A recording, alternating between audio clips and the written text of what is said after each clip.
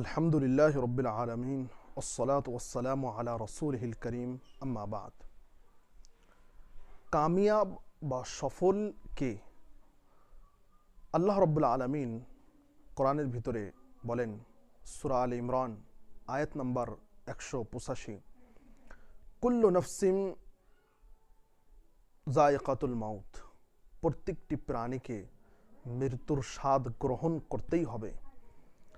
ওয়া ইন্নামা তুওয়াফাউনা উজুরাকুম ইয়াউমাল কিয়ামা, এবং কিয়ামতের দিন তোমাদেরকে পরিপূর্ণভাবে তোমাদের প্রতিদান দেওয়া হবে।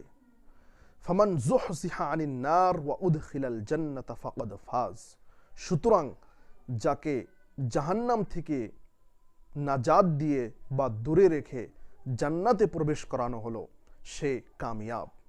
অমাল হায়াতুদ দুনিয়া ইল্লা মাতাউল গুরুর, এবং দুনিয়ার জীবন শুধু ধোঁকার সামগ্রী। সম্মানিত নাজরিন, দর্শক, আমরা জানতে পারলাম যে কামিয়াব আল্লাহ রব্বুল আলমিনের নিকটে সেই ব্যক্তি যাকে আল্লাহ রব্বুল আলমিন জান্নাতে প্রবেশ করাবেন, সেই ব্যক্তি হচ্ছে কামিয়াব। সুতরাং দুনিয়ার যেটি মেয়ার, দুনিয়ার যেটি হিসাব, যে যার কাছে যত টাকা পয়সা বেশি সে কামিয়াব, সে সফল ব্যক্তি, এটি ভুল কথা।